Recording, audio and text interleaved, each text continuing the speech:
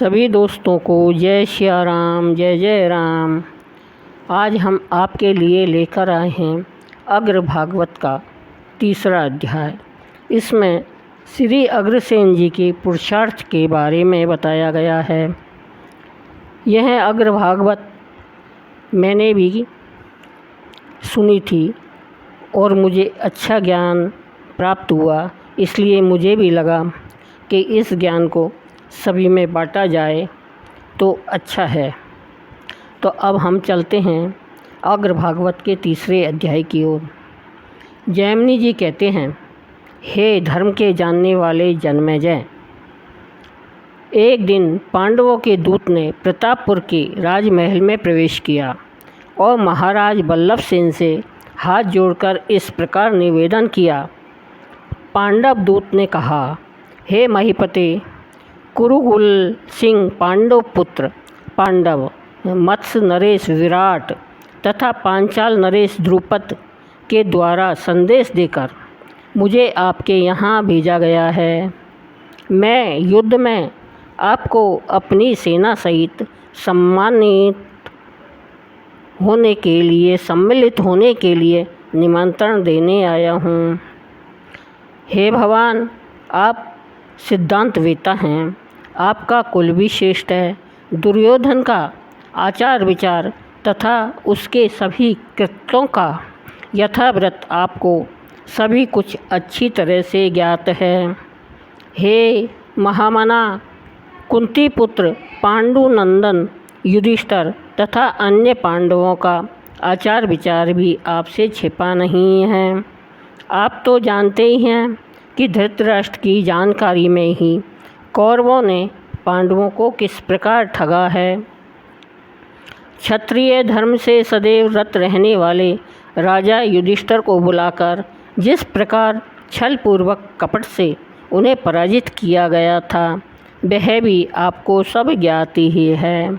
अब वनवास की अवधि पूर्ण करके पांडव बंधन मुक्त होकर पूर्वजों पितामहों के राज्य को पाने के न्याय तय सर्वथा अधिकारी हो गए हैं, किंतु भीष्म पितामह विदुर जी तथा श्री कृष्ण के भी बहुत समझाने एवं अनुविनय करने पर भी पांडवों को उनके पूर्वजों द्वारा अर्जित राज्य देने के समस्त प्रस्तावों को वे ठुकरा चुके हैं।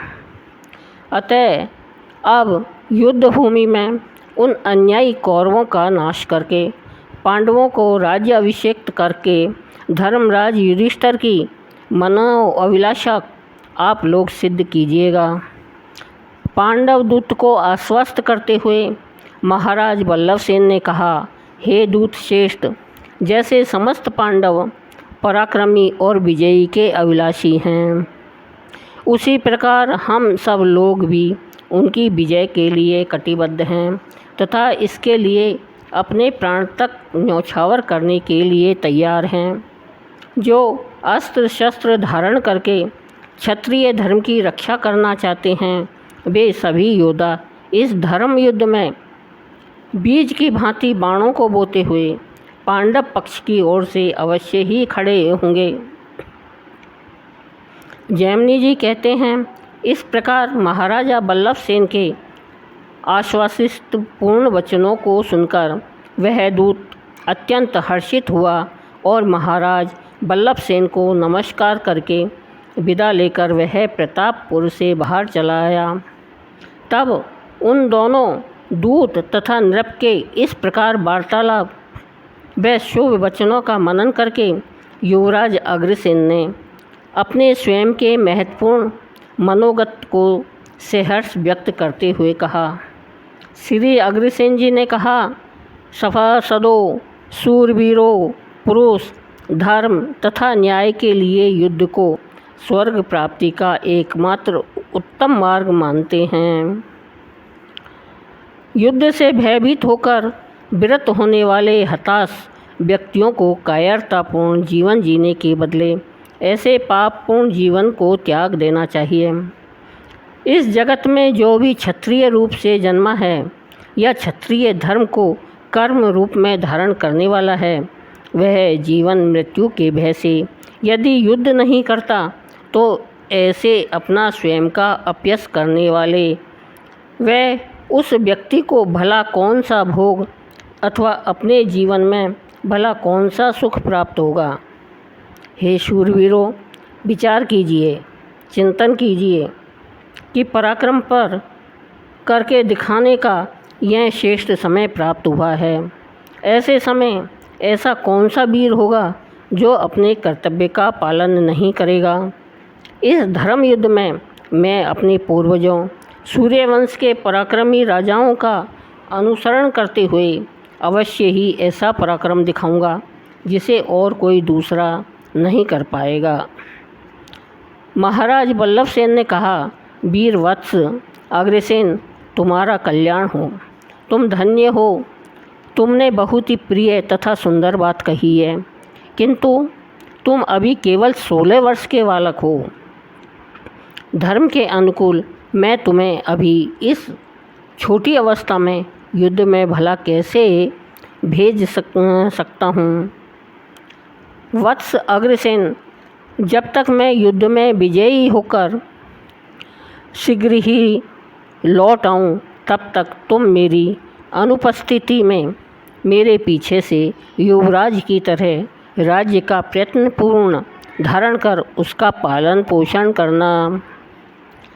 जैमिनी जी कहते हैं, तब पिता श्री बल्लभसेन के उन वचनों को सुनकर अग्रसेन जी ने इस प्रकार कहा, पिताश्री, हमारा सूर्यवंश यशस्वी तथा लोक विख्यात है।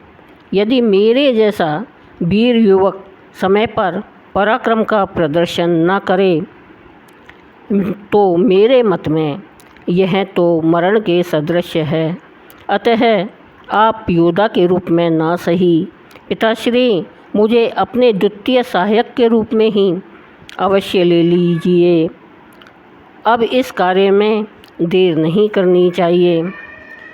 जैमिनी जी कहते हैं, महाराजा बल्लभसेन पुत्र के इस प्रकार मन को प्रिय लगने वाले वचनों को सुनकर गदगद होकर उसे अपने सीने से लगाकर कहने लगे, पुत्र, अब तो विजय सुनिश्चित है, साथ ही महान यश की प्राप्ति भी होगी, इसमें कोई संशय नहीं है। तब श्री अग्रसेन अपने पिता के शुभ आशीष वचनों को प्राप्त कर उन्हें प्रणाम करके वहाँ राज्यसभा से अपनी माता के पास उनकी आज्ञा लेने गए तथा माता के श्री चरणों में अभिवादन किया। विदर्भ सुता महारानी भगवती ने भी श्री अग्रसेन को हृदय से लगाकर कहा, माता वैदर्भी ने कहा, हे पुत्र, तुम वीर हो, धर्म की रक्षा हित तुम इस युद्ध में अवश्य जाओ, यह मेरा आदेश है। वत्स अग्रसेन, मैं जानती हूँ कि सत्य की विजय हेतु और धर्म की स्थापना के लिए, क्षत्रियों के लिए नियत कर्म करने के लिए ही तुम इस महायुद्ध में सम्मिलित होने जा रहे हो, किंतु ध्यान रहे, युद्ध के प्रांगण में सदाचार का पालन अवश्य करना और विजय प्राप्त करके ही लौटना, यही मेरी शुभकामना है। अब जैमिनी जी कहते हैं, उसके बाद श्री अग्रसेन ने माता के दर्शन करके उन्हें बारंबार प्रणाम किया और फिर वे अपने दिव्य रथ पर आरूढ़ होकर सेना के साथ प्रस्थान किया। पांडवों ने विभिन्न राज्यों से युद्ध में भाग लेने आए हुए सभी राजाओं के साथ सेनाओं सहित श्री कृष्ण द्वारा संरक्षित हिरण्यवती के किनारे उस स्थल पर पहुंचकर वहां पड़ाव डाल लिया। सभी राजाओं सहित पांडवों ने युद्ध के लिए दृढ़ संकल्प लिया और युद्ध के लिए तैयार रहने की आज्ञा मिलते ही समस्त योद्धा हर्ष से खिल उठे। पांडवों की वह सेना सेनापति धृष्टद्युम्न के अधीन प्रशांत एवं स्थिर समुद्र के समान जान पड़ती थी। चतुरंगणी सेना अत्यंत भयंकर तथा अविचल थी। उन्होंने जिस योद्धा का जैसा बल था, जैसा उत्साह था, उसके अनुकूल योद्धाओं का विधिवत पृथक पृथक टुकड़ियों में तथा समूहों में विभाजन किया और अपने रथियों को अपने अपने पूर्व निर्धारित प्रतिपक्षियों के साथ युद्ध करने का निर्देश दिया। तब शंख और भेरी आदि रणवाद्यों का सम्मिलित नाद, गर्जन तर्जन करने वाले शूरवीरों के सिंहनाद और चिंगारते हुए हाथियों का नाद मिलकर अत्यंत भयंकर प्रतीत हो रहा था। वहाँ दोनों सेनाओं के मध्य स्थित अर्जुन का मन मोहवश विषाद से भर गया और उस शोक से उद्विग्न मन वाले अर्जुन ने तब बाणों के तोड़ेर सहित धनुष को त्याग दिया। तब मोह विषादवश अर्जुन का युद्ध कर्म से विरत होना देखकर भगवान श्री कृष्ण ने भारत की अमृत राशि के सर्वस्व सारभूतों और वेदादि के समस्त दिव्य ज्ञान को मथकर उसके नवनीत समान सार तत्व को गीता के ज्ञान स्वरूप निकालकर अर्जुन के मुख में डाल दिया, जिससे अर्जुन का मोह नष्ट हो गया। अर्जुन को पुनः गांडीव धनुष को धारण किए हुए देखकर पांडव पक्ष के महारथियों ने हर्षित हो वहाँ कुरुक्षेत्र में पुनः बहुत ही जोरों से सिंहनाद किया। कुछ ही देर में उस रण क्षेत्र के भीतर शूरवीरों तथा सैनिकों की और वीरों से मुठभेड़ होने लगी और तब अत्यंत भीषण एवं घमासान युद्ध होने लगा। उस युद्ध स्थल में जहाँ तहाँ सभी योद्धा झुकी हुई गांठ वाले नाना प्रकार के भयंकर बाणों द्वारा मारकर अपने विपक्षी योद्धाओं को परलोक का अतिथि बनाने लगे। वहाँ ढालें, विचित्र चंबर, पताकाएँ, छत्र, चांदी तथा स्वर्ण दंडों से आभूषित चामरें सभी ओर बिखरी हुई पड़ी दिखाई देती हैं। इस प्रकार मानो महाव्यय को उत्पन्न करने वाले इस भयंकर युद्ध से आंत व मांस की तरंगों से युक्त खून की नदी बहने लगी। वहाँ कटे मस्तक पत्थरों के टुकड़ों के समान बिखरे पड़े हैं। हाथी ही उसमें विशाल ग्रह के समान प्रतीत हो रहे हैं। कवच, पगड़ियाँ, मुकुट आदि फेन राशि के समान, धनुष ही उसका वेग युक्त प्रभाव और खड़ग ही वहाँ जैसे कच्छप के समान प्रतीत होते हैं। 9 दिनों तक इसी प्रकार निरंतर विनाशकारी तथा महारोमांचकारी संग्राम सतत चलता रहा। तब 10वें दिन भीष्म पितामह का पांडवों के साथ लोक विनाशक भयंकर युद्ध होने लगा। जब गंगापुत्र भीष्म ने व्याकुल कर देने वाले हजारों तीक्ष्ण बाणों की वर्षा करके पांडव सैन्य को मथ डाला, तब वहाँ धृष्टद्युम्न, शिखंडी और विराट अपने योद्धाओं के संकुल सहित वहाँ पर आ डटे। तब इस महायुद्ध में भीष्म के समीप पहुँचे पांडव पक्ष के महारथी योद्धाओं ने उन्हें अपने बाणों से घायल करना आरंभ किया। तभी शत्रुसूदन भीष्म के बाणों से बिंधकर महाराजा श्री बल्लभ सेन घायल हो गए। इस प्रकार भीष्म पितामह के तीक्ष्ण बाणों से बिंधकर युद्ध में घायल हुए श्री बल्लभ सेन अपने ही रक्त के प्रवाह से रक्त स्नान हो गए और बसंत ऋतु में टेसों के फूलों से लदे हुए रक्त शोक की भांति वीरों की भांति शोभा पाने लगे। तब रणक्षेत्र में धृष्टद्युम्न क्रोध से प्रदीप्त अग्नि की भांति जल उठे और शिखंडी ने भारतवंशियों के पितामह भीष्म को सरों की बाणों से बींध डाला। इसके उपरांत राजा बल्लभ सेन के पुत्र कुमार अग्रसेन ने अपने पिता के वध को न सह सकने के कारण क्रोध में भरकर अपने तीक्ष्ण बाणों से युद्ध भूमि में दारुण स्वरूप उत्पन्न कर दिया। समय प्रांगण में पितृशोक में व्याकुल तथा कुपित श्री अग्रसेन ने यमदंड के समान घोर तथा प्रज्वलित मुख वाले विषधर सर्पों के समान भयंकर बाणों की तीव्र वर्षा की। महाराज वल्लभ सुत श्री अग्रसेन ने रथों सहित रथियों, घोड़ों सहित सवारों और हाथियों सहित गजरोहियों को तुरंत ही विदीर्ण कर डाला। कुमार श्री अग्रसेन को महासमर में ऐसा महान पराक्रमपूर्ण कृत्य करते हुए देखकर उनके पुरुषार्थपूर्ण कर्म की सभी राजाओं ने प्रसन्न होकर भूरी भूरी प्रशंसा की।